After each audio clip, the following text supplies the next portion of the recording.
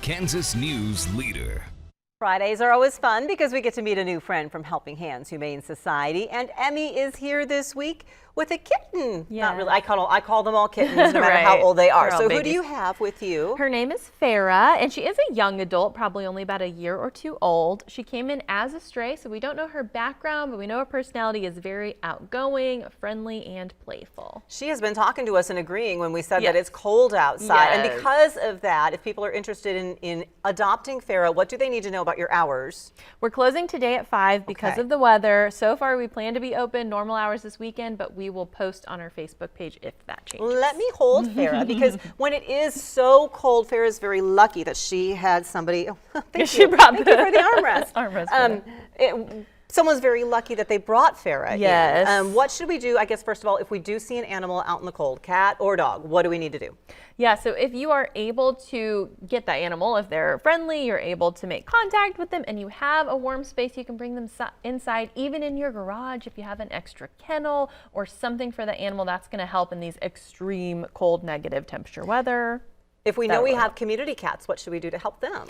You can make some kind of shelter for them to go in outdoors. And that can be really simple, a styrofoam cooler with some straw inside. You don't want to do blankets or hay, that can freeze with any water that gets in there, but straw is really good. You can double up the styrofoam coolers for insulation and just put it somewhere kind of out of the wind with the opening facing a wall so they really can get protection from the elements. All right, our pets, it is super cold. And if anybody remembers Bam Bam, the super Dalmatian, who came from Helping Hands and lived with us for 15 wonderful years, it would get this cold and he would like walk on his hind legs because he did not want his paws to be touching the ground. Yes.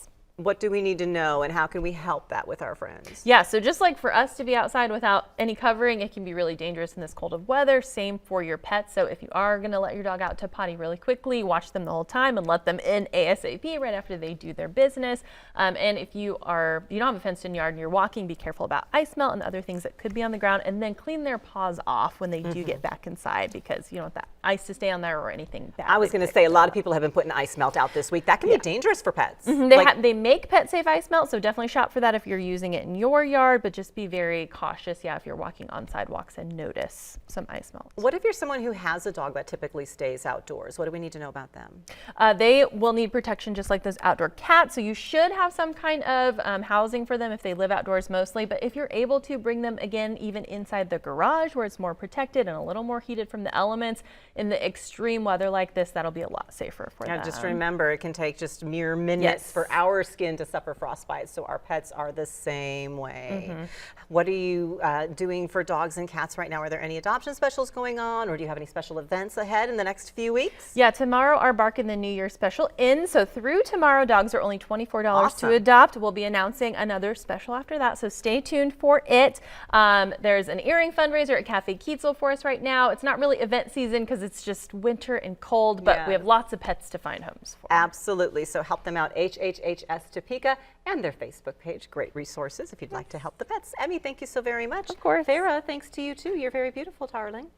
She's calming down and looking at herself now. Stay tuned. We have Investigate TV Plus coming up next, and we're back with your latest news and weather updates on those conditions out there on Live at 5 1/2 hours.